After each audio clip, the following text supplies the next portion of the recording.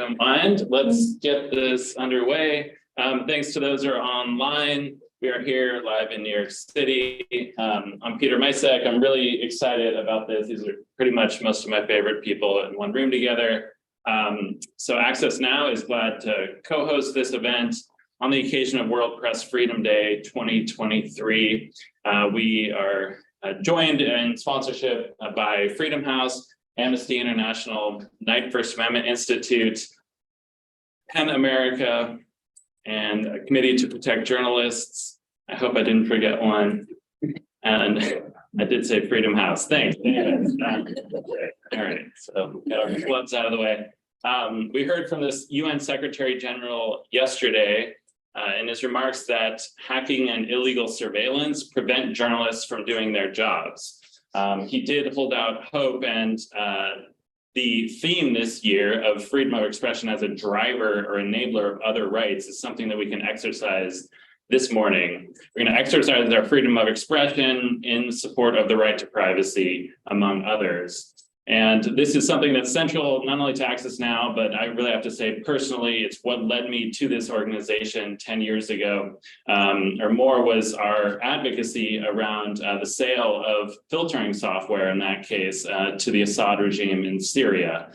This is an issue that brings out corporate accountability advocates, digital rights defenders, democracy activists, and hopefully, and more governments who want to ensure the protection of fundamental rights. And so that's what gives me hope, is this momentum that we have right now.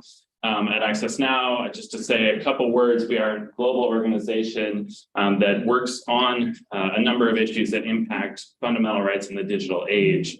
And our work on spyware and surveillance involves our entire team, including the Digital Security Helpline that provides direct technical support to activists, civil society broadly around the world.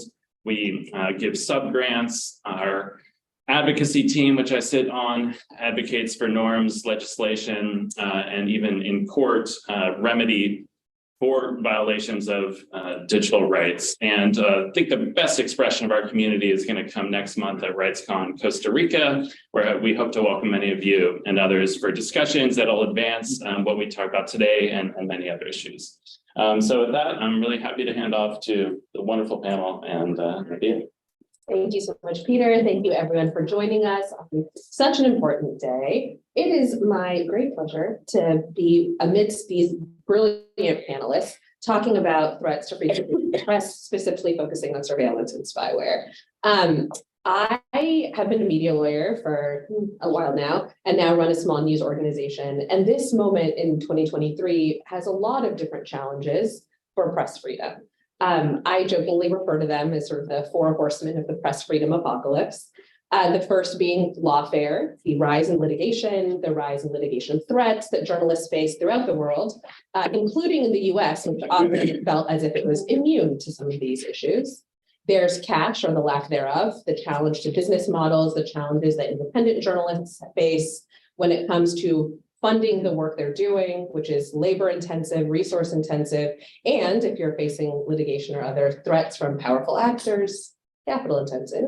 There's barriers to access, whether it's through formal governmental channels like freedom of information requests, or even the rise of surveillance, even in corporations, with the rise of bossware and other things really inhibiting people. And then, of course, the last is mistrust, which we could talk about for hours and hours.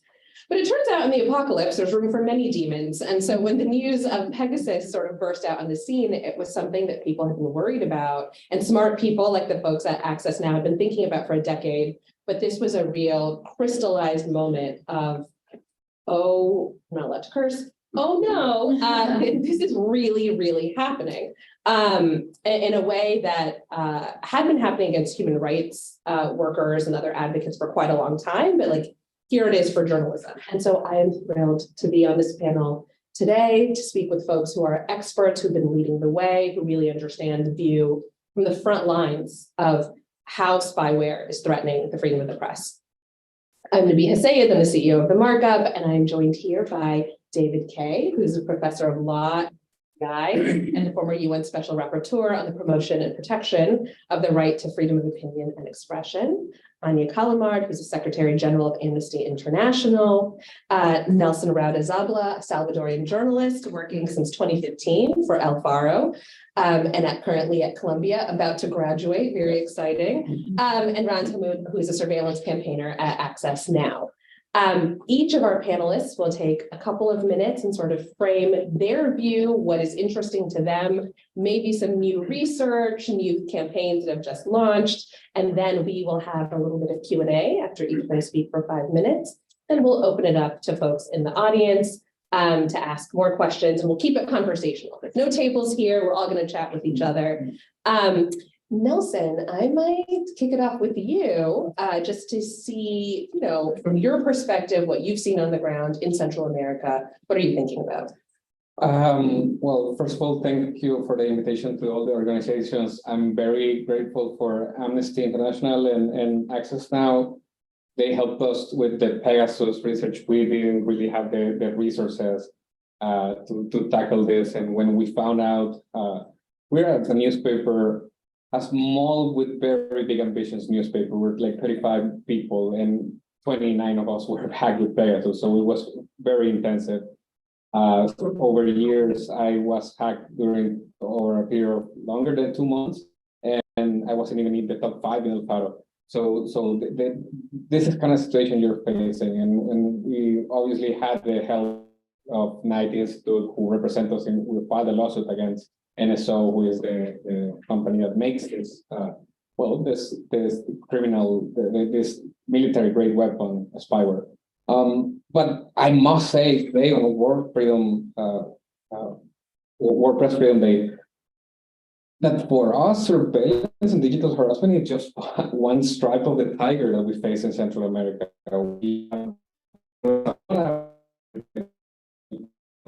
I started his trial yesterday after being 9 months in prison, and also have the indigenous journalists in El Estor and other places in Guatemala face persecution. You have in Honduras, you have it's one of the countries that has the world's largest impunity rate in murder of journalists. You have in Nicaragua, there's no free press anymore. Everybody exerts their work clandestinely or exiled in Costa Rica. Costa Rica today, we just found out that lost 15 positions in the world, in the press freedom index of Reporters Without Borders. And then you have El Salvador, which is not a democracy anymore, where a single person, the president, controls all 3 branches of the state, where we face all of the 4 horsemen that you mentioned. We are facing lawfare. We're being accused of money laundering. Me and my colleagues in El Faro have been accused, and the Attorney General has opened up cases of criminal investigation, accused us of rape, accused us of a number of different things. We also have this Pegasus. We are facing, like everybody else in the world, the cash issue, how to remain sustainable and relevant in political conversation. We face political harassment, we face digital harassment, we face mistrust, we face all of that. And yet we're very, very stubborn, I would say, and we can continue to exert our right of freedom of the press and defending it by publishing, and we will continue to do so. El Faro, where I work, moved its headquarters recently to Costa Rica, which was an administrative move. Every person in the staff of El Faro is still in San Salvador today. I'm going back there next month, and yeah, we will continue to try to do our job for as long as we can in the best way that we possibly can do it. I can't wait to get into that more of the Q&A, just like the on the ground, how do you fortify yourself against all of these threats and continue to be, working and serving the public for another day. David, I'd love to hear your perspective. You wrote a paper on this, years before it sort of burst out onto the scene more publicly, and I'd love to hear your overview and your perspective over time. Sure. Thank you, Nabia, and thanks to Access Now for organizing this, and thanks to Nelson for your initial remarks, because I think between what you said, Nabia, and your setup, with these, the different metaphors of pretty grim, tigers and horsemen. I have no animal to offer for this, but I think that what you really accurately done is situated the spyware threat in the broader threat to journalists, and not only to journalists, right? It's a threat to public space. I mean, one way to think of this is, Pegasus is used directly to target Nelson, for example, but it's also targeting your readers, right? The entire possibility of public debate. And it only takes sort of one example of a spyware use against one journalist to cause a kind of intimidation against all journalists in a particular environment. And so I think we could, in a way, almost get lost or distracted from specific cases. And I really like the way you set this up as this is a problem about civic space, about public debate. It targets journalists, but it also targets all of us who have rights of access to information. So that's that in 2019, when I reported to the Human Rights Council on the sort of the targeted surveillance industry, I think we weren't early in the stage. I mean, Luis Fernando Garcia is here. I mean, could tell you about everybody looks over Luis. Could tell you about the reporting and the work that he did with Citizen Lab and Article 19 and journalists showed that this was an active crisis in Mexico long before I reported on it. But the question for me at that time was, how do you constrain this particular tool? How do you look at a tool? And we talk a lot about Pegasus, but it's tools like Pegasus that, unlike, let's say, traditional surveillance, which is also, not a great thing. But if we think of, the wiretap, right, the kind of access to a particular conversation or set of conversations of one person, compare that to the way in which spyware offers an attacker the entirety of one's digital life. Right, all of your contacts, all of your sources, all of the whistleblowers you might be talking to, all of that, in addition to your family, because obviously we have examples of families of journalists being targeted as well. When you think about that, what's the solution? At the time, I thought, maybe naively, that it could all be regulated, right? You regulate this space, and then you impose some constraints on when these tools can be used. I mean, over the last few years, I mean, obviously with the work of journalists and human rights defenders and the Pegasus Project, I think, I moved away in a sense from thinking that regulation is a possibility or is an effective possibility, in part because regulation is also a form of legitimation, whatever the word is. And I think because the tool offers such access in an indiscriminate way, and because it's been so abused in order to avoid, judicial or any other kind of independent oversight, I think we need to define what we're talking about and work toward a ban. And there are examples of doing this in the past in other areas, landmines being a good example where, for the near term, maybe we need to work on regulation with a long-term goal of a ban. But I do think that's where, in a way, the conversation is. I think there's a general knowledge of the harm.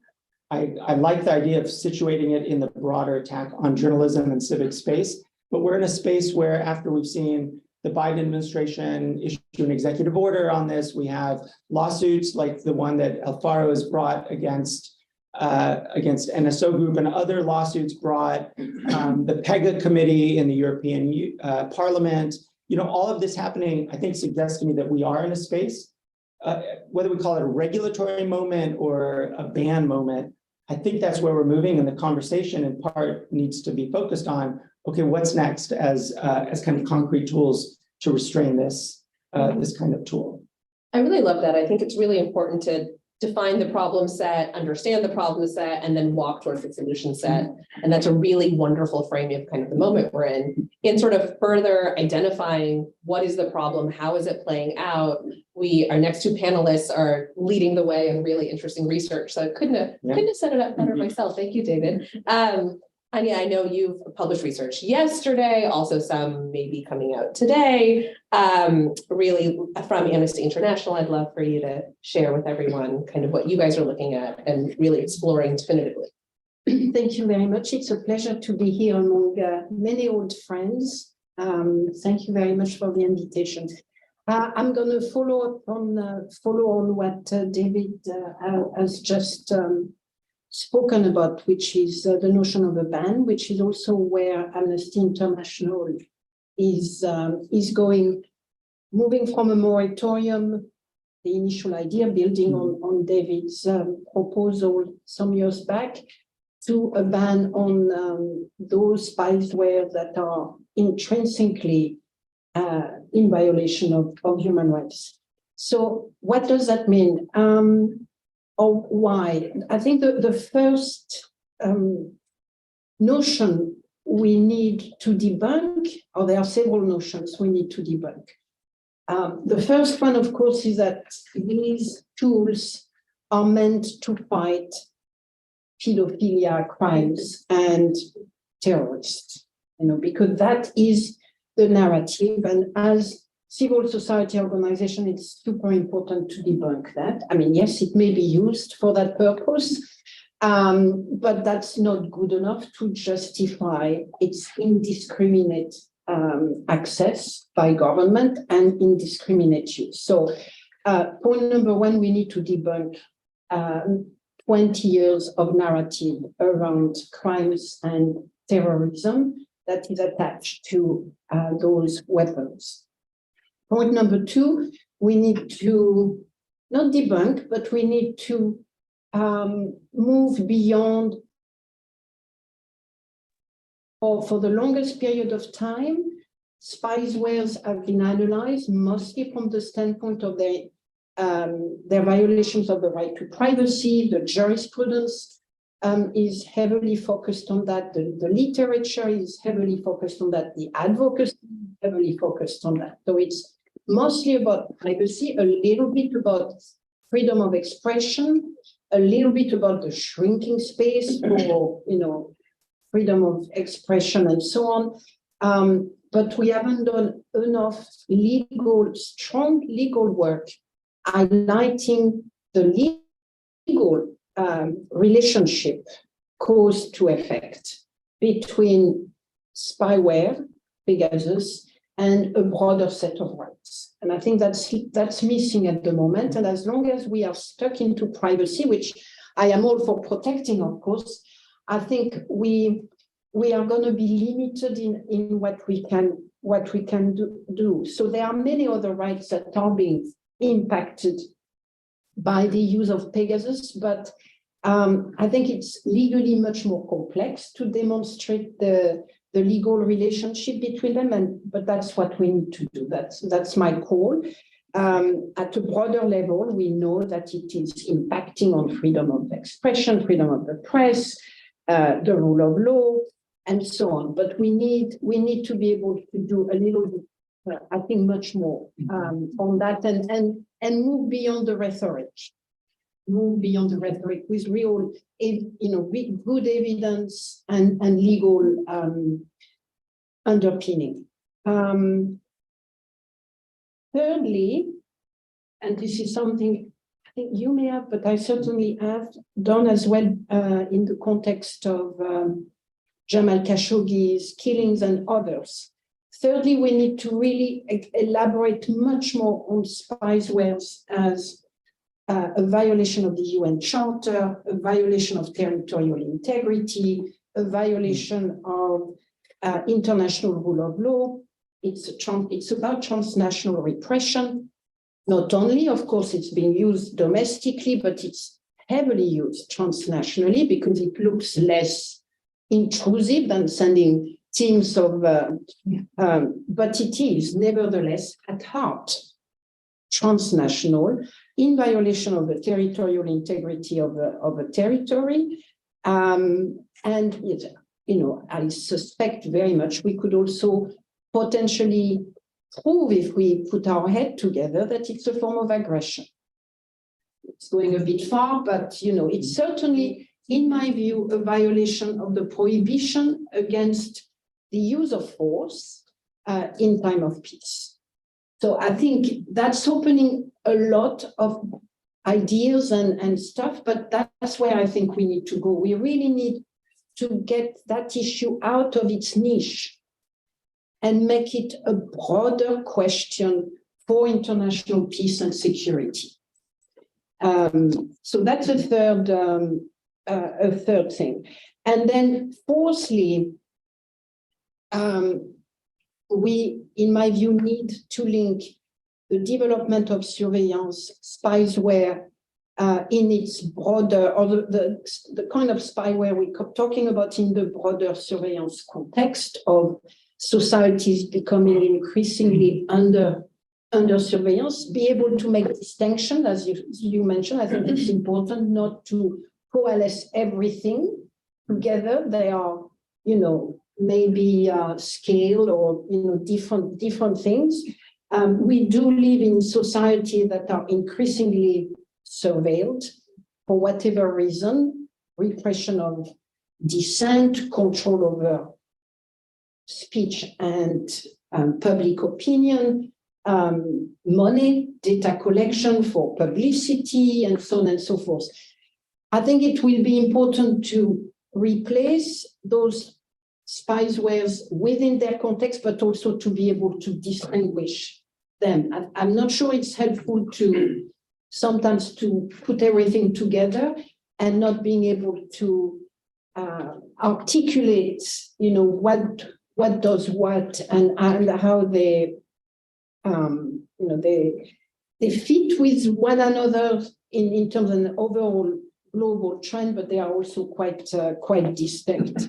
And there is absolutely no doubt in my mind that the development of those tools and their global hegemony and integration into all aspects of our life, from the routine and the banal to the political repression, is part and parcel of the autocratization of our societies, and the fact that the democratization of the world is shrinking at the speed of light.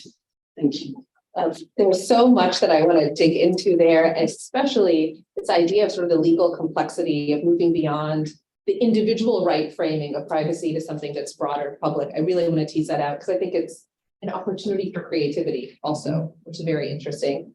And I know you have a campaign or joint statement that's being launched today. I'd love to hear more about that and more about your work at Access Now. Esther, thank you so much. And yeah, thank you so much for my co-panelists for framing this. And such an important aspect of our work is really focusing on these surveillance technologies and these weapons, really.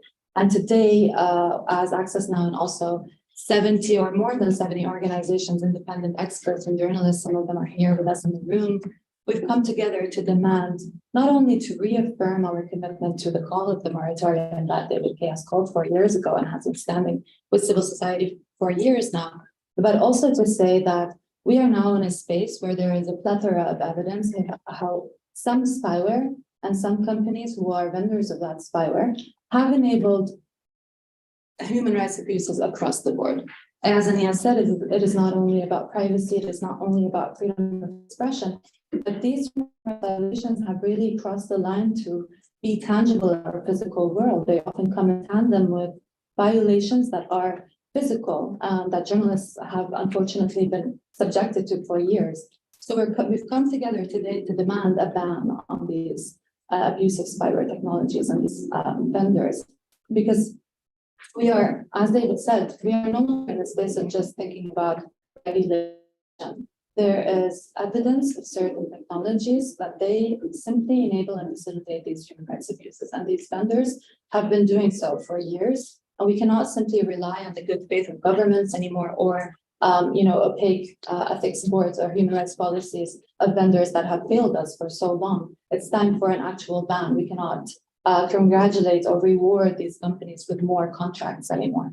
We need to be able to say, this type of technology, there is evidence that it's been used to facilitate human rights abuses, and so it has no space in our world. And if we continue to let it be there, if we continue for journalists to be, legitimate targets of this technology, then we are saying one thing and one thing only, that journalism can be under attack and that no one is safe, and that if we allow for the attack on journalism, then we are allowing for the attack on democratic institutions. together to say, we need a ban on these specific technologies. But also this sits within the wider call for a moratorium on surveillance or digital surveillance technology.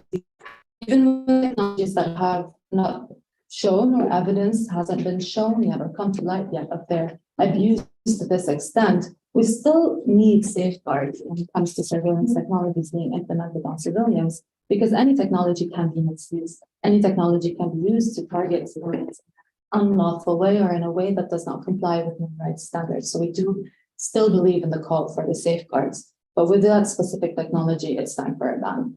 But also on World Press Freedom Day, it is important that as the international community comes together, as the world comes together really to celebrate press freedom and to reaffirm their commitment to these values, it is part and foremost for them to also reaffirm that journalists are never legitimate targets for surveillance for doing their work. There is no reason, there is absolutely no reason to survey journalists who are investigating human rights abuses, bringing to light corruption scandals. If you survey them, there is only one plausible or even tangible explanation, and that is to silence them, to hinder the powerful to be held to account, to hinder justice. There is, as Ania said, there is a long list of excuses that governments and entities cite in order to use these technologies. And that is such a contested, really concept of, national security, etc. Surveillance is always tied to that. But right now, in the world that we exist in, with the evidence that has been brought to light by many research groups, including Amnesty, including Citizen Lab, we need to be able to say that this is no longer about security. It's not really an even true rhetoric to say it's either privacy or security. That is a rhetoric that needs to be retired. It is part of the same coin, especially for journalists. The safety of journalists is the privacy of journalists, and it is what enables democratic reporting. It is what enables democratic institutions to survive in this autocratization of the world. Thank you so much for that. Okay, so many questions for folks in the audience. Start thinking. Thank you. Think about the question I'm going to ask. I have a few. And I just want to start with one. It's for everyone. We're sitting here in New York, which is in the United States, where we tell ourselves a story often about leaders of press freedom. I use the word story intentionally there. Who leads the way for a ban? And what is the pathway you see for how we go from excellent research, excellent identification of the issue? How do we get from here to the future that we want to be in? And I'm just curious for us to get a little bit like tactical and tangible about what that looks like. What do the next 3 years hold? Anyone want to go first? Otherwise, I'm going to start here and go around. I have a thought. I love this question. So I don't think this is the kind of thing that any one particular individual leads. The reason I really like this question is because I think it's really important for us to tease out what it means to ban and how we get to a ban. One vision of that is, there's a coalition of organizations which essentially already exists, right? That has come together kind of informally, but there are organizations doing this work, thinking about like what the next steps might be. One possibility is to think of it as, push for a treaty, right? We don't live in a treaty-making world anymore. It's not 1997. Nobody wants to be in the 1990s anyway, but The fashion is back.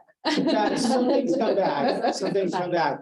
But we don't live in a moment where, you can have an Ottawa convention. Maybe I'm wrong, and maybe I'm being too, down about this, but we don't live in the moment, I don't think, where an Ottawa convention or a Rome statute is going to be something that, people are going to sort of states, right, are going to come together and do that. So how does it happen? I think sort of the decentralized moment is actually kind of useful. So on the one hand, it can happen, and all this happens through advocacy and litigation. So one possibility is it happens through litigation, right? So, the case that Alfaro is leading, on behalf of Nelson, that the Knight Center at Columbia has taken on, or WhatsApp and Apple lawsuits against NSO, like those kinds of tactics can actually work to sort of create a de jure ban, right? This tool can't be used. Other, members of the industry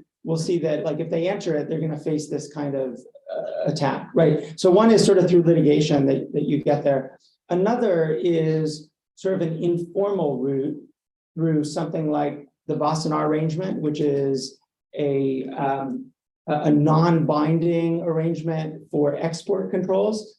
That's possible. I mean, the Boston arrangement, which is about 20, 25 states that collaborate on exports. I mean, you could imagine an informal document that then the states agree to implement, where they basically say, we're not going to allow the production or the transfer of this kind of technology. So, I mean, those are two kinds of examples. I mean, I think the gold standard is a treaty. I just don't think we're in a treaty-making moment. And then it also gets to issues that Agnes was suggesting, which is, that there is a vast industry out there with different gradations of surveillance, risk and attack.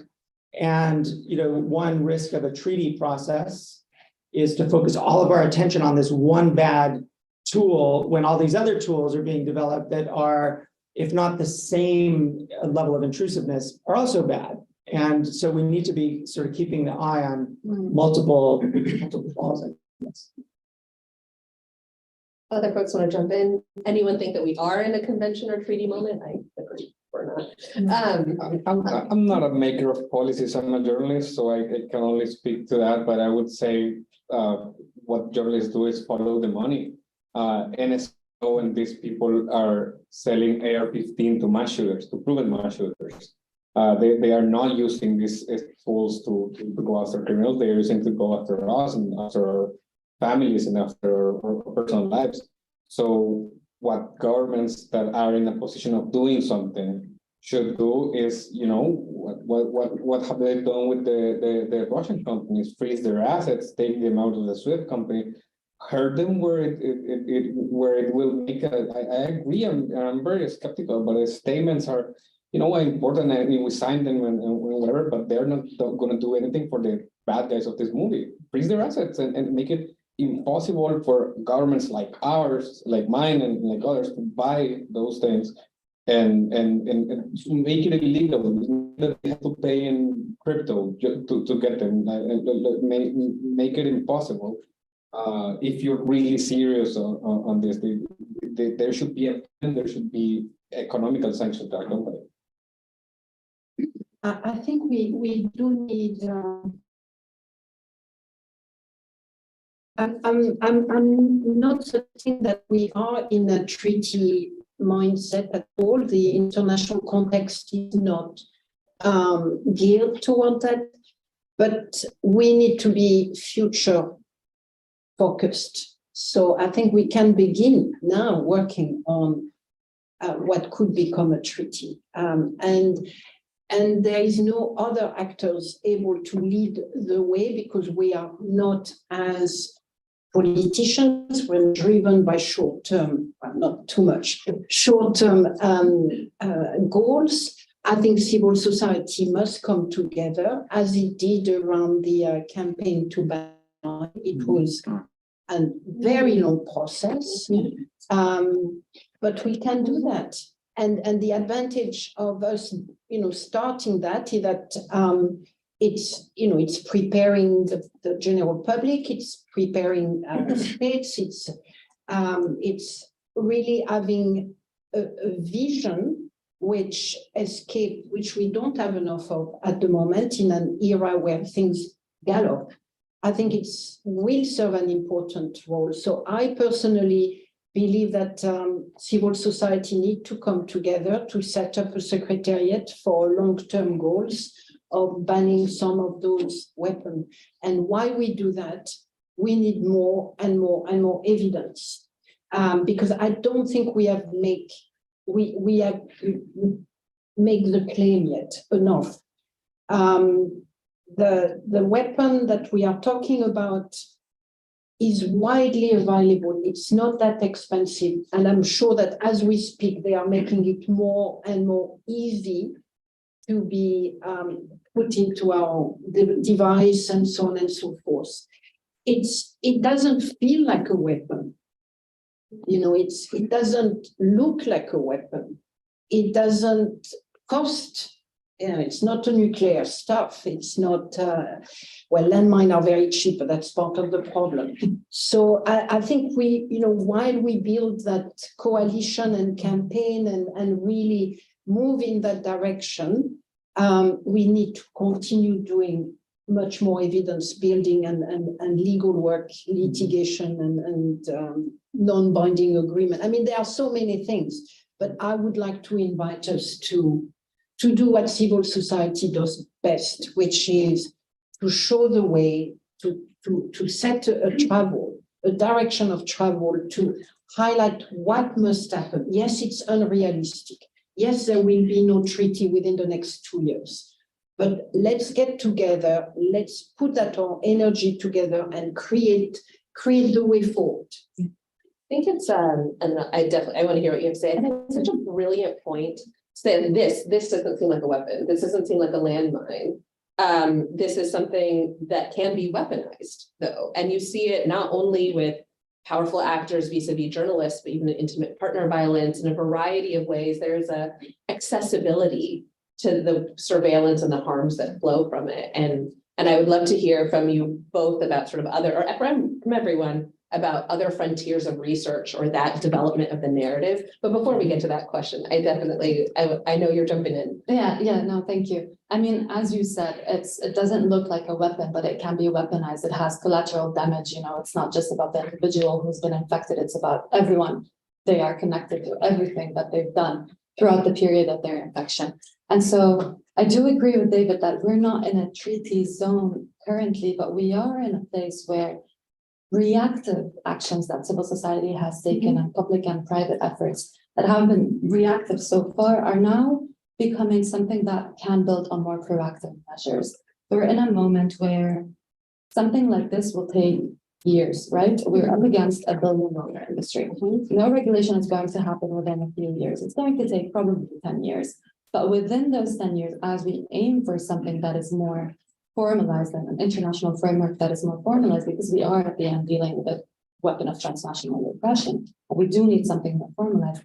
We can, and we've already been building on some actions here and there, multifaceted actions, because we are, again, dealing with a very resourceful industry, an industry that, you know, their ethic books or, you know, lack thereof is very evident. And so we have to be very creative in the ways that we tackle this industry, and that's through litigation, as David said. And while litigation takes time, it does at some point give us a de facto sort of ban, but also it wastes their time and their money. So that's a great tactic in the short term, but also in the long run. And also highlighting to, you know, all of these investors, it's bad business to be investing your money in companies that are always in the light and a bad light. And it's just not the place that you need to be putting your money in. So trying to encourage people to divest from these companies, as long as they are in the public eye, as long as they are, you know, facing litigation here and there, then it becomes less and less incentivized for people to put their money there. And also through, you know, targeted advocacy. Yes, we do not have an international framework at the moment, but we are seeing regional and local efforts. The most recent US executive order is a great example. And while we haven't seen that play out yet, it does set a great example for local efforts that can be made in order to start to curb the proliferation of the commercial spyware, which is part of the problem, that it's commercialized, that it's so available on the market. You can just buy it off the shelf at this point. So that's a great effort. Pushing for more efforts like that in more countries, in more places, would bring us closer to something more institutionalized and more international. But again, it will take time and it will take so much effort, and we need to be very creative about how to be loud and open about bringing these stories to light. It's not just another, you know, case or number where a company messed up. It's real lives being destroyed by this weapon. It's not something that people simply recover from. There are journalists who can talk about their experiences, but it's not something that is, you know, that just passes. you've been watched, you've been tracked, your family is now on someone's radar. It's not a simple, something that we can easily remedy. We need to also figure that out. Makes sense. Yeah, the long-term psychological harm. Yeah. Are there other frontiers of research? I know you've made an excellent persuasive point for sort of keeping the drumbeat of pressure up and showing people the tangible harm. On the research frontier, are there other areas of research that you think would be very useful in the 10-year campaign to get to a ban? Hopefully sooner. I think very quickly is looking more into the industry, the money, where the money comes from for this industry. I think civil society has done a lot of effort in bringing evidence to light, and there's more, of course, evidence that is coming from organizing, will continue to come as long as these spywares exist in the market. But we need more research into who funds these companies, why, how can we start to dry up these funds? How can we start to hold accountable people who are funding these technologies that are enabling and facilitating human rights abuses, because they also have a responsibility. And this is where, the UN guiding principles for business and human rights come into play, and we need to build on these efforts as well.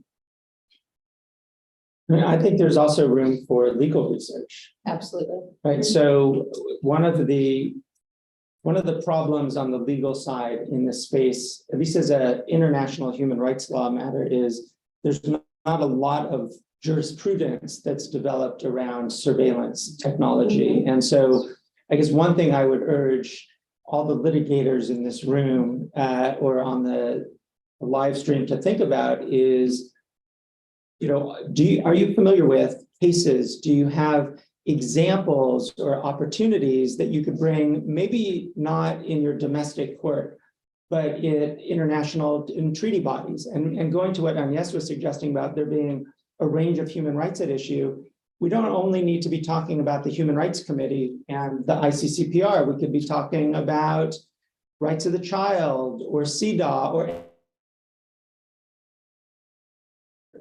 surveillance like this. And also by like this, it could be a range of surveillance tools could be addressed in these treaty bodies. So I think there's a lot of room on the research side for law students, for law schools, for activists around the world, for human rights defenders to be thinking about what are the opportunities, what are the cases that you might be bringing, what are the ways to overcome. Again, I don't want to get too, I do want to get in the weeds, but not too in the weeds of, barriers at treaty bodies, but how do you overcome something like exhaustion of domestic remedies? Well, this is a space where the victims often don't even know that they're victims. So is there room to overcome, for example, and this is where a lot of research I think would be helpful, to overcome the fact that you can't demonstrate harm, except you can demonstrate a chilling effect on your work because others are being harmed. So I think there's just a lot of space for that kind of legal development, which yes, ultimately could serve as a sort of a basis for international treaty making that might, like I said before, I was too much of a downer on that point, but may not be apocalypse. May not be right, true. You can't only up from the apocalypse, but at least you start with that ground floor of, okay, these are the legal principles that treaty bodies have actually identified and embraced. Why not convert those into binding rules so there's a lot of work to be done there, a lot of research. And if I just, I think I'm not sure that all the Pegasus-related lawsuits are going that well. So I think it will be really important to keep a close eyes on why they are hampered. I'm not going to get into details of ongoing cases, but it's not straightforward. So I think this could be an important benchmark for us in terms of identifying why it's so difficult to bring up cases. What are the legal hurdles in various jurisdictions as to why we can't get to a situation of a guilty verdict or something really, really definite on the outcome. So keep an eye on all the various cases that have been initiated, and I think NGOs can also get involved and try to see what they can do to help the case proceed. And they may not always proceed very well. I think it's such an excellent point. No, I'll come back. I remember, and I think it also underscores sort of how far we've come too. I remember it's like maybe a decade ago being in the Supreme Court watching the now head of the First Amendment Institute, Jamil Jaffer, argue the Amnesty v. Clapper case and seeing the skepticism from the justices of like, are we being surveilled? Who knows? This seems like a tinfoil hat fringe issue. It was like a decade ago. And I think anyone would be hard pressed to laugh at the concept of surveillance now. So there's at least been acceptance of this is a reality. Now, is it a reality in a specified way, an approvable way for a particular plaintiff? Still a challenge, right? And I think the individualized nature of US litigation presents an interesting set of hurdles. But I really like the points about being creative about other doctrines that we might be playing with, or even other jurisdictions, other places that aren't so obsessed with individual harm that might start to recognize the sort of public good element of harm. It feels like a really interesting opportunity, but certainly one to watch. And to have civil society participate in. Yeah, just on the point of research as well, I think an interesting point that is needed just for us to think about the protection we also need to have in the meantime as we go through and reaching the ban is more research into technical safeguards. We also need to discuss the wider sort of narrative that exists now about anti-encryption, which is sort of brings us into why spyware is so dangerous in the first place. It basically bypasses that. And so it renders the secure platforms that journalists use or university or everyone can use basically useless. So when we are talking about the deployment of spyware, we also need to think about what are the safeguards that we can use in order to protect ourselves, like lockdown mode by Apple now. That is one example. But especially now, as we see governments also talking about undermining encryption, we also need to think about, okay, then what are the technical safeguards that we can employ that could protect us from spyware while that conversation goes on? And that's a separate conversation. But it leaves space for us to think, okay, then we need more research into the technical protections that we can. I think it's a brilliant point. And for the sort of last question before we open it up to everyone else, I actually want to come to you, Nelson. So while all of this research is happening, while litigation is happening, while everything is happening, there are people who are navigating this minute by minute. And it's not only the journalists. I'm also interested in the chilling effect it has on the people who are the truth tellers, who are the sources, who are the people who might feel like, well, I really want to go to a journalist and talk about what I'm seeing, but I'm scared too. What would you are one of those journalists. What do you say in your own community? What do you say to your sources as the drumbeat steadily increases, right? And everyone's like, oh, this is happening. How do we talk about the chilling effect that may result from greater visibility? We published the Pegasus story in January last year. The morning we published it, I got a call from a source and said, hey, Nelson, I read the story. Now I know why my wife was fired from her government job. And that was like, exactly. I felt guilty. I felt powerless. I felt this must be my fault. It happens all of the time. And you know, I'm not sure if that was the case, but that's at least that was the connection that he made in his mind. And this happens to, you've seen the movies. I mean, my wife in the back room, in the back of the room, place her in my car and we've gone driving around the city, put our cell phones to hear some music, and I whisper to her something that I need to tell her. I've gotten that sources that tell me come into this parking lot in the middle of the day, leave your phone in the car and walk into this dark alley and I'll tell you something and go tell it to your boss. We live in that sort of world. In San Salvador, I always look over my shoulder, and that's the we live in. And obviously, it makes it more hard that you try dealing and tell judiciary sources, try telling to a judge or magistrate who is 65 years old to download Signal so we can talk. It makes our job all the harder. But the source that he told me that his wife lost his job, he said, I didn't know what to say, I was speechless, and I was like, I'm sorry, no, don't worry about it, I will do it again. She has a better job now, whatever. They are very brave. They are very brave, but not anybody's gonna be like this.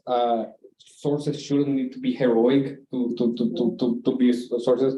journalists, my colleagues, Oscar Martinez won an award today, Carlos Dada wins awards constantly, but it shouldn't be necessary that journalists are heroes to be able to do a job that as a society we agree is essential for democracies, or at least that's what we say. And we are asking too much of journalists. I know last year in El Salvador, 10 journalists left the country because they felt they couldn't do their jobs and went to work elsewhere. I have a brilliant journalist in El Faro who left the job because she didn't want to handle the person anymore. She's now serving cafes as a barista in Barcelona while looking to do away with her life. And you know, this is a reality. I came here and I had this brilliant opportunity to study, but it was also an opportunity for me and for my wife to breathe, to take a breather before we go back into the mess. Yeah, it makes it a little more hard, and I think that's the bottom line. And for me, it's like, you know, it's a privilege to be here and to wear a suit and talk in English, all these realities. There's a lot of journalists in Central America that don't speak English, that don't know they're being spied. We only know that we're being spied because we have iPhones, so that puts us all in a bracket in society. You can really do the same analysis with Androids. I think that's also a sign of, you know, a responsibility that we have to talk about these issues in the name of those, even if it sounds corny, but in the name of those who really cannot. It's an amazing place to open it up to the audience for questions now that we've heard the human personal stakes, the future of research, the areas in which we should be organizing, researching, doing more to push forward towards a ban. I'm sure there's a million questions.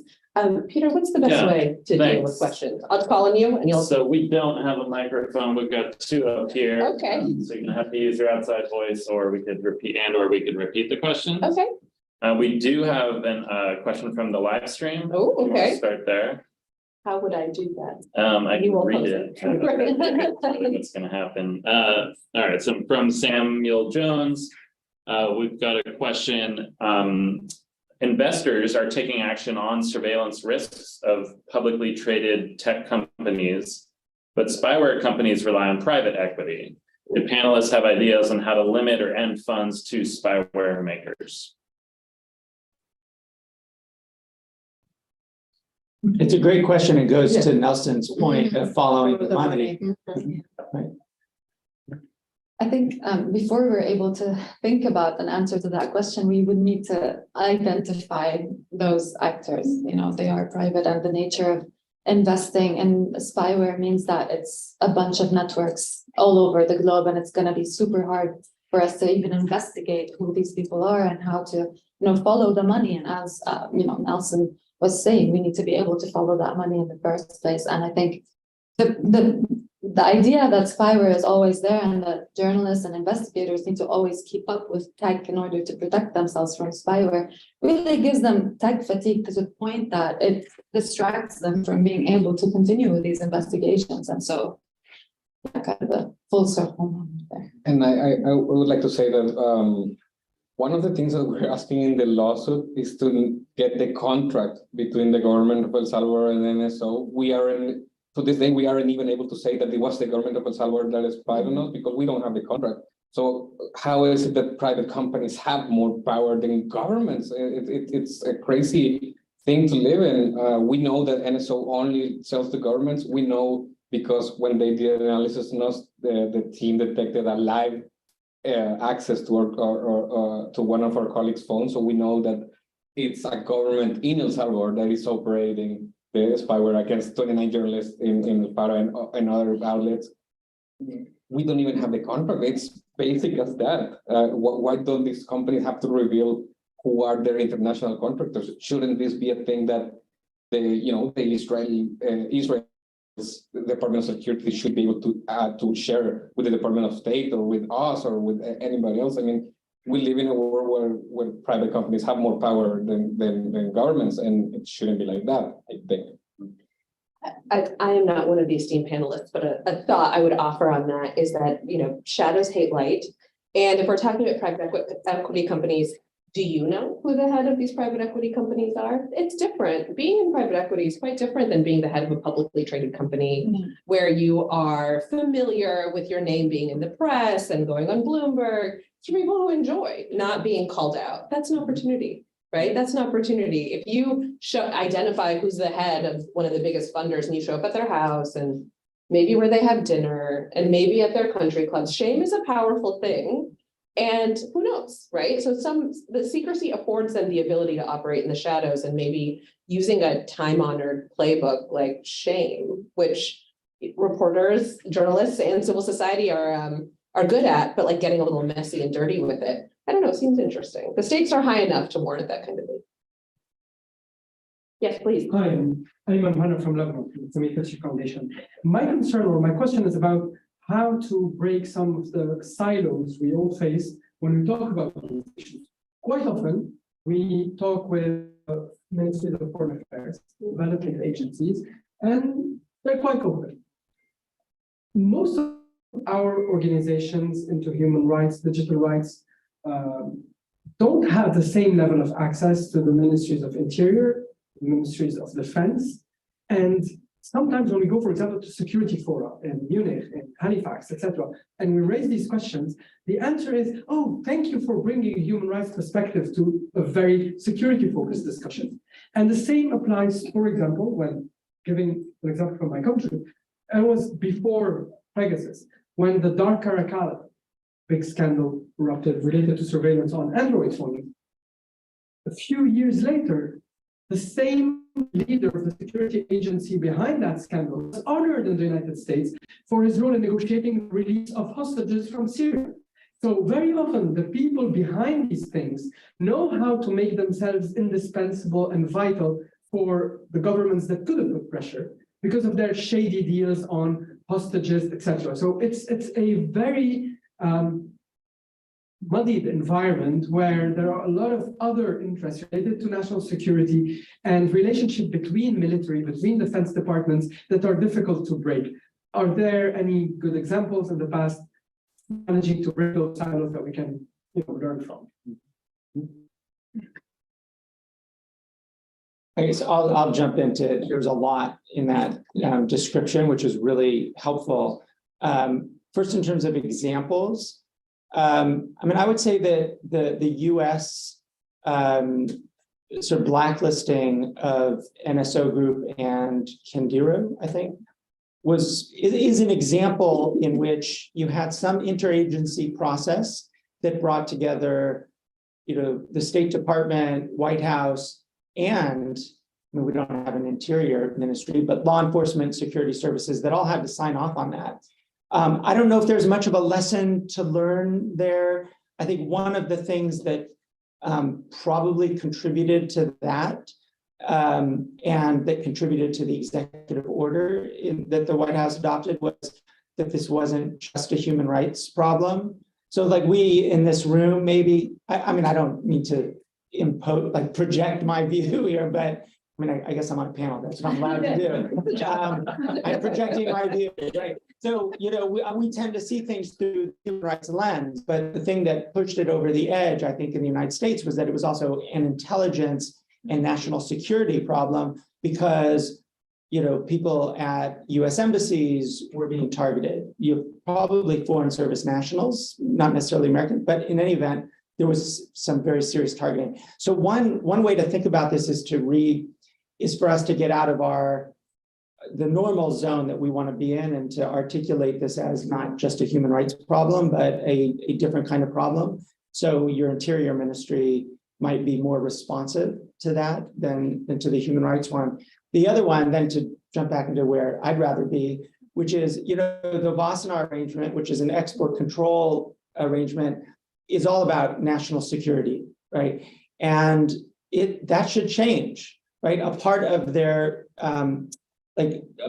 central framework, I think, should be a human rights-oriented framework. The Wassenaar arrangement is a Cold War, essentially, kind of institution that has survived and changed a bit, but it hasn't changed in the sense of thinking about, well, we live in a world of rising authoritarianism, as Agnes was suggesting before. And so how do we think about these tools in a different kind of context? So that might be another way to force states to actually articulate or to listen to the human rights concerns.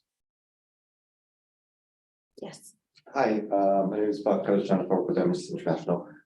My question is around building allies and finding new allies to combat this, because I see target surveillance as threatening the Internet of Things, where our modern world is going towards. Some of us may remember in the 90s when Trojan horse virus was very common, and that threatened access to emails, bank accounts, everything. What will happen when this technology becomes very common and non-state actors will start having access to it? We'll have hacking operations or whatnot. And so the question I have is, how do we get companies that are responsible for the internet we like? And I'm not talking about Facebook, I'm talking about Venmos of the world, the PayPals, the various banks, all the Googles, the Samsungs. How do we get them to realize that this is a problem that threatens their bottom line in the future? One, and two is, do we want them as allies? And I guess the big question, do we want them as allies in this fight? Because in a way, they do have a lot more, at least legally speaking, in terms of jurisdictions, presence. So yeah. I think we are already in a space where companies are starting to see that spyware is not just a threat to human rights activists or journalists or lawyers, and we're seeing that with the WhatsApp case, for example, or even with Apple. They're in this fight. They are our ally because spyware threatens their business model. All of their business model is based on the security that they provide as a tech company, and then there's spyware that threatened that sort of characteristic of that product. So they became an ally in that fight. The same thing for WhatsApp, but also I think growingly in the future we will be seeing that spyware is a threat to banking apps. It's a threat to to Uber. It's a threat to Lyft. It's a threat to all sorts of companies that their function is primarily through the Internet of Things, as you said, and so. We do want them as our allies in this specific fight, because in this specific fight, it is not only a human rights fight, it is a national security fight for governments, but it is also an economic fight for companies. It does sort of disrupt the business model of many companies. And I think it is useful to broaden our perspective as civil society and not just focus on the human rights angle, but also just the existence of this in our atmosphere and what it entails. What about from a corporate, I'm asking the panelists more questions building on that. What about corporate surveillance, right? So many of these companies are deeply concerned about protecting their own intellectual property, their own methods of doing things. So even beyond, we want to protect the relationship with our consumers, just as a corporation self-interested in its own forever perpetuation. What does corporate surveillance factor into this conversation at all? Are you seeing that concern give rise to some action, or could it be an opportunity? I think that was the point I was trying to make earlier. We have maybe a strategic question in front of us. Do we need to single out the form of surveillance we're talking about right now, the one that we started with, the one that targets journalists through Pegasus? So it's individualized, it's political, it's about controlling a political outcome. Do we want to distinguish that form of surveillance, including for banning purposes, and can we do that, from the broader trend of surveillance everywhere? Yes, corporate, but I mean, we live in a society where we're constantly under surveillance. You walk in the street, you're under surveillance. You open your computer, you are under surveillance. It's made for the purpose of advertising, for the purpose of money making. The overall business model of the 21st century is grounded on collecting individual data through surveillance for the purpose of money making. And it's going to go increasingly in that direction because the technology is moving into the feasibility for corporate actors to understand, okay, when you beat your eyelid reading something, it means that, which means that, which means let's sell that product. It's going into, through neurotechnology, we're moving into the interface between the brain and the machine, which will have huge implications for our capacity of autonomy and our control over our individual autonomy. So that is the context of Pegasus. And there are real questions for strategies, for vision, and tactically, how do we focus, or should we focus on that kind of very individualized yet political surveillance from the other kind? Can we call for moratorium and banning, which can create stratification and distinguish between those, protecting ourselves even just 10 years from now? Will it make sense to do that, given the incredible nature of where the technology is taking us, where our societies are moving into? Look at the new generation of children. They put a mask on to watch television or to watch something. Their data are being collected. So I'm not trying to create a crazy scenario here. This is a reality. I think these are the strategic and tactical questions we need to ask ourselves. I personally think there is a point for us to really be very focused on, Pegasus and that spyware, which is meant for the control of information. That is why I think we need to unpack beyond the rhetoric the human rights violations in a very technical, legalistic way, because I don't think we really have done our homework on that yet. And then we can maybe have a better targeted strategy. I think there is gains to be made around being very targeted, not spreading ourselves, going, too much into too many different directions, but understanding fully the context, If I can just add to this, I think this is related to the specific question of whether companies, and which Bach was also asking in a way, which companies can be allies in this. I think we need to be realistic. Because some companies will have this fear, right, that this kind of tool will be used against them, while at the same time, they are the surveillance system, right? So generation, era, century. Right. So we just need to be realistic about how much we can expect from the corporate sector. We'll be happy to be involved in some of those things. And, frankly, as I think Rand was mentioning, Apple, WhatsApp, others have been very good partners on some of this, but the long-term trend might not, work in this being a permanent kind of coalition in the way that civil society can be. And there's a question right back there with the beautiful purple suit.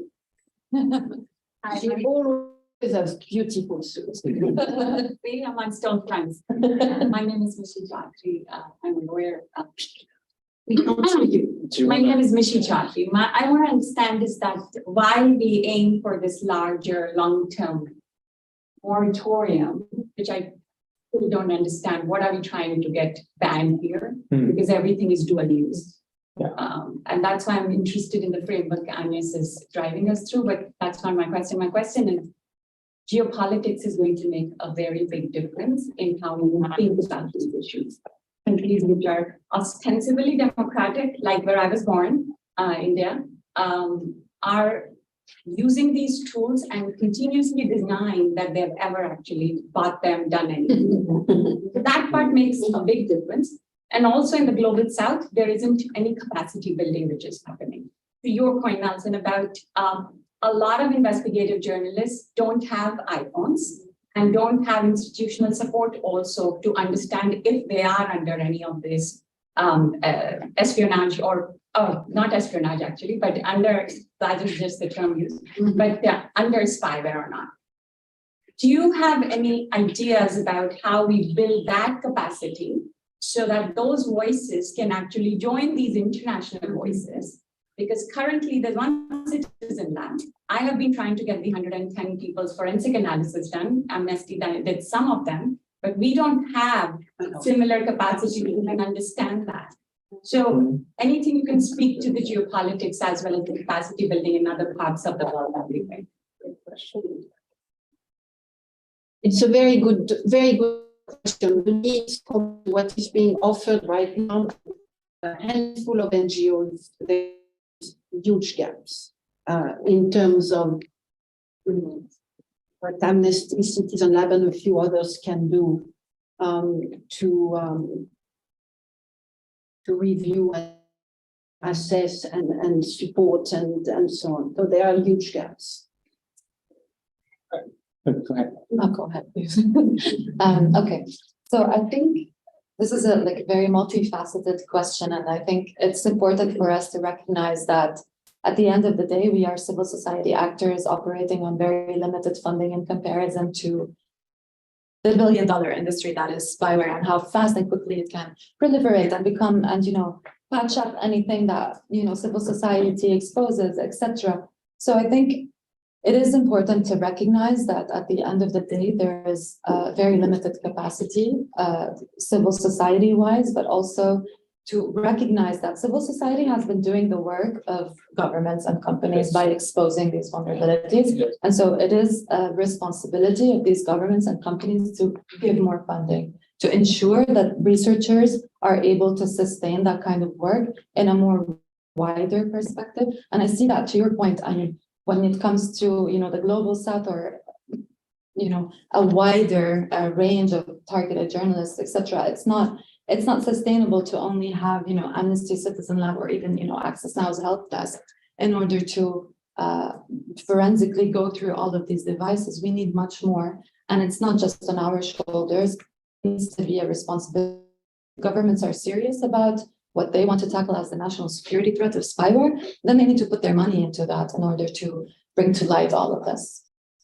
Yeah, I couldn't agree more to that point. I mean, you have Citizen Lab and you have Amnesty International, and we're grateful. I'm grateful to Knight Institute, but why are they the ones in charge to do this job?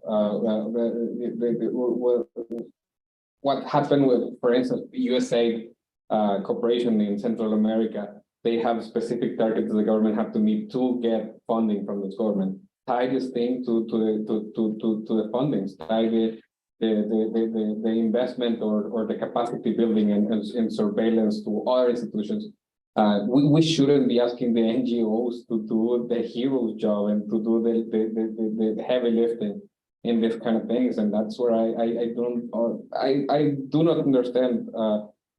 Most bilateral organizations like IMF, United Nations, all of them that have. I know diplomacy is important. I don't fully understand. They have to have some relationship with all the countries, but they are the ones who should, come down from the ivory towers and help us in the work of preserving democracy in the global south. I agree. I would just. So one is, Misha, I think your point is really important, that on the technical side, the capacity is not global. Mm-hmm. And so one important thing is to ensure that there are Amnesty Tech, Citizen Lab, others who are situated around the world, or R3D, or there are examples of doing that, but they need to be funded. So I totally agree with that. There is one way in which I think there is a kind of globalizing effort, which is, I think Access Now coordinates a kind of litigators network. And I think focusing on some of those like shared spaces for learning and support can also be valuable to ensure that, local journalists or lawyers have the tools to actually bring claims. I mean, that is extraordinarily hard to do, right? To bring a claim against either your government or a government in another place. But at least there is some effort there that I think could be kind of ramped up. I did want to also address your geopolitical, but so this is the dark or the side of the otherwise, like, our argument for like there needs to be change and governments can join us and look at the US is doing and look at the European Parliament. And at the end of the day, governments by and large still love these tools. And this is actually why I think that we're not at a current moment for a treaty, because when I think of the treaty making process, all I think of is what is treaty making? It's negotiation and compromise. So what's the out that states will demand right now? And that's happening even outside of any kind of treaty process. And so I think geopolitically, we're not at the stage yet where governments generally see this problem as one that needs to be addressed. Because why? Because they want to preserve this extraordinarily invasive power. And that's what we need to overcome, at least in terms of looking at other states, because it's obviously not just India. I mean, it's almost hard to imagine a state that is on the other side. I mean, Costa Rica, I think, has made some really good points on this. But are there other states that are actually, on the side of like getting rid of this without, condition? I don't know. So we have a lot of work to do with governments, like on the diplomacy side, for sure. Right, there's many more questions. Peter, do we wiggle room on time? Yeah, I think we're booked for till 12 on the flyer, so we've got a half hour. All right, we have time for all these questions. All right, there was a question back there, right? You with the pattern. Hi, I'm Arlena, European Center for Nonprofit Law. Thank you so much for your interventions. As you were speaking about thinking about legal frameworks, and yes, you mentioned the legal argument piece and David as well. Some thinking that we've been doing at ECNL is also looking this to work on ban to facial recognition. It has been happening for the past 5 years, and Amnesty with the scan and access and biometric surveillance built a lot of thinking around them, and also networks, which unfortunately +1 to most of these networks are primarily European and American based, and we've seen prohibitions at the US state level. The UAI Act will be finalized soon. The vote at the committee is happening in the next couple of days, and also prohibitions. So is there any work and networks and legal thinking that we can transfer to Spyware, especially as you mentioned, yes, beyond privacy? So as we think strategically about advocacy, especially given that we're so under-resourced and understaffed society, what learnings can we use from that? Yeah, we'd love to hear it. Well, I think at Amnesty International, it's absolutely our strategic objective to investigate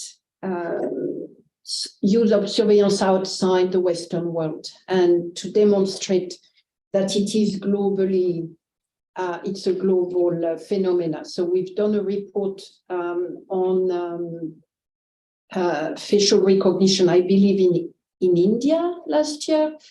Yeah, I can see nodding. We've just published yesterday a new report on facial recognition and other things in the occupied territories of by Israel as a real tool for oppression and apartheid. So that's where we go. That's what we're trying to really ensure that there is a clear understanding that this is not just a phenomena in some countries. It is a global, but it's not enough. It's going back to the issue of capacities and building and having more civil society actors outside the rich countries, high-income countries, so that there is a better and stronger understanding of what's going on. There is work being done right now around data collection, surveillance in refugee communities, in refugee camps. I mean, we need to maybe create a bigger network with humanitarian organizations who are very aware of their privacy, or are increasingly aware of their privacy obligations with their so-called beneficiaries. There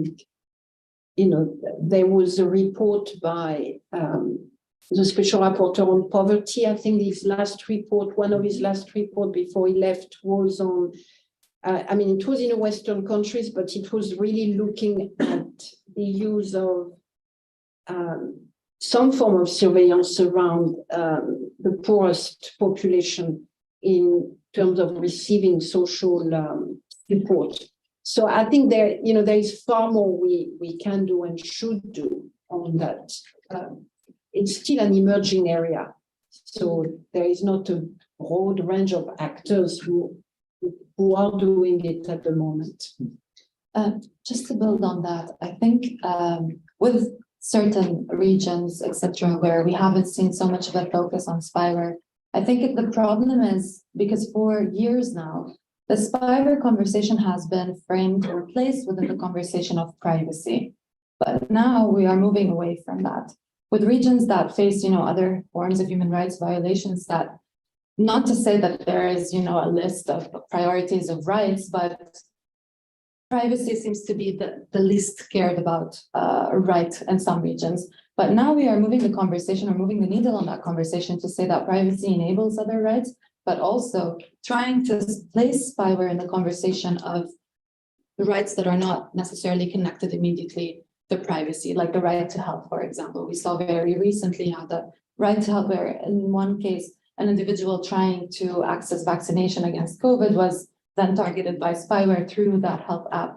So that's placing spyware, how it can violate the right to health, how it can violate other things. And we at Access Now have been trying to place spyware in different conversations, including, for example, in enforced disappearances, how spyware can enable or facilitate or hinder the investigations into enforced disappearances or extrajudicial executions. So it is important for us as civil society to move away from just focusing on spyware and on privacy, and linking it to other rights where, in regions that you've mentioned that do not focus on the right to privacy, but perhaps focus on more pressing rights, then we can start to include that conversation with them. Yeah, so hi. So my background is in computer science, and one of the things that I'm seeing is these advances in like quantum computing, which will break encryption probably within the next 5 to 10 years. And then you have really all these bad actors that are utilizing technology in a like spyware and things like that, who have advances in which I wasn't discussed in this panel, but you have GPT, right, which is using large language models that I think is going to sort of exponentially increase phishing attempts probably within the next 2 years. And so, and the thing is it's not just like GPT being used, it's localized versions of GPT, right? And so bad actors can obviously just have their own instance, right? And just use that. So it seems like that this is getting to a point where it's beyond regulation, it's beyond treaties, it's beyond even litigation, right? We're getting to a point where technology is what's creating this. It's sort of a the advances in technology. The side effect is these bad use cases, right? And so to fix ultimately what I'm getting at is the solution is not all these it's not regulation, it's technology itself, right? And so what I want to ask the panelists here is if you had to think of what that solution would be in the next 5 to 10 years, right? Is it a new operating system? Is it like a foolproof OS that you don't have these, what is it, right? Is basically my question to you, where we don't have to have this panel, you know? Well, I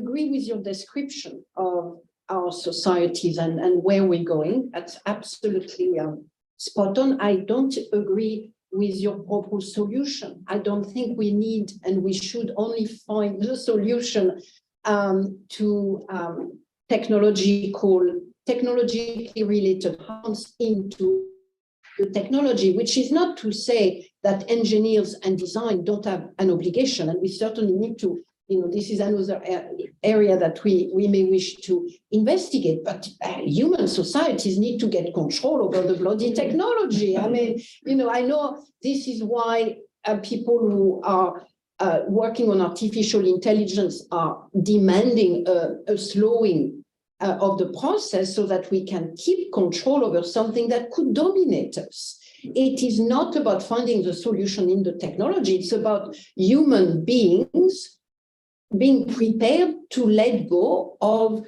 the power that controlling that technology gives them. So it's an individual power. Engineers, researchers, technologists are all obsessing over that. Partly, if they don't have a strong ethical basis of what they can invent and develop. I mean, this is like a toy shop. I mean, at the moment, 1 and 2, but it's also, and most importantly, government and corporate actors. At the moment, the US and China, there is no way one of them is going to give up on controlling that technology, because who control it, control the world, control the 21st century, if not beyond. And those corporate actors, we all know what they can gain from being in charge or being on top of it. So this is super, super difficult. And there is no, it's got to be people like us and other actors who are raising and scientists themselves, like the slow artificial intelligence movement at the moment, which I think this is absolutely what is needed. Scientists themselves need to raise the alarm and need to use all of their influence to say, slow down, or we are going to disappear as a human, So I'm sorry, I don't think it's within the technology, it's with us. We need to control ourselves, first and foremost, our, greed, our want to power, our want to domination. I mean, this is where it's coming from. And it is up to us to regulate, to find ways of regulating, to raising awareness, to pushing for, if the government doesn't want, maybe parliament. I mean, all of those things, that's what we need to do. And I have to say, ultimately, frankly, what we're fighting for is our existence as a planet and as a human race. And certainly it is the potential of our grandchildren to have any kind of control over their conscience. I think that's how bad it could become if we do not gain control over it. And that doesn't mean controlling the technology as much as controlling our own impulse. I agree with that. And yeah, exactly. I also love this question because there is something about the frontier of this technology that's captured our imaginations in a way that a thing formerly called the horseless carriage, the car did 100 years ago. And I don't mean that as a joke, right? Imagine at that time, and people did, we have these cars. They're just going to run and hit all the cows and all the horses and all the people. And what can we do? We're just going to die because these cars are going to do everything. And then we were like roads and also laws and also DMVs in every state. And also this really complex web. Driving license. Driver license, right? There's an entire infrastructure. Just to say this is essential. When you take your car, you know that most other drivers are sane on the road. Well, it's New York. You need that. But it's a collective form of trust, being on the car. You need to be able to trust the others. We don't have that right now. Yeah, and I think this actually goes to the way you reframed my first question, which is exactly right, which is there isn't one silver bullet solution, right? Here, it's going to be a variety of actors, a variety of things that are coming together to create, to recenter the humans into this conversation, to make sure that we meet the high stakes moment that we're in. But I have a toddler, so I frequently say, this is hard, we can do hard things. And this is what I would say about this problem too. It's exceptionally hard, the stakes are enormous. But it's a dynamic that comes with new technology always, whether it's cars or landmines or other things that, stress test our human capabilities. Also, I wanted to say, what I did is trying to force myself to get off the grid more. My wife mocks me because I keep a physical agenda. I don't put every meeting I have in Google because I'm afraid that they're going to spy on me. I'm safer with my book I don't, I'm a millennial and I don't disclose my every live location everywhere I am. I don't use my phone as much. There are sources that I just say, hey, let's be same time, same place. Yes, cool. Try to limit yourself. You don't need an intelligent refrigerator. What for? You don't need. Do you really need an Alexa in your house listening to your everything? Getting off the grid. We're not doomed in this kind of Orwellian society that everything has to be smart now. The Internet of Things is not. I don't want everything to be connected to the internet. And this is what we have to do because with Pegasus. Now what it owns your phone and we started doing this thing. Do we get a burner? Do we get a second phone? There's nothing you can do. Shut the phone and leave it out of the and have a conversation. We needed to force ourselves to get off the grid because in the grid we're not safe anywhere.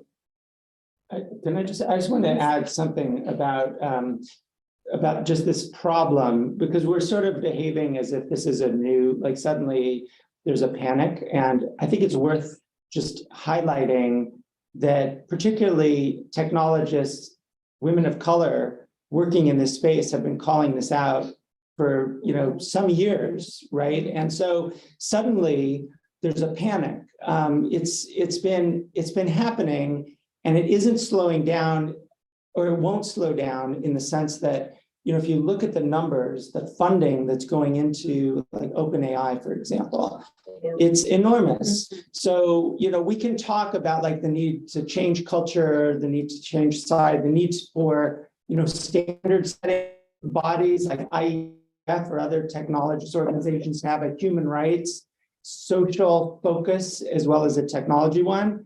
But I don't know if it's a carriage or a horse out of the barn, whatever. But the problem I think that we're facing right now is that the technology is indeed running away, but it's not like technology running away in this autonomous way.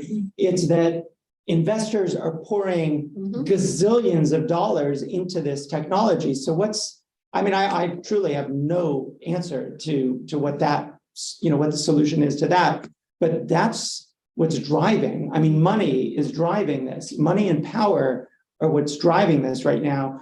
How do we constrain that? I don't know. And I don't, as much as there's this call for a pause, I don't think that's going to go anywhere. So, and I salute it too, but I don't see the answer to that. But it's good that you mentioned it because it ties into the possibility that tools like Pegasus will somehow become normalized because there's still money flowing into this industry. And so that's, at least for the specific issue, that's a real problem.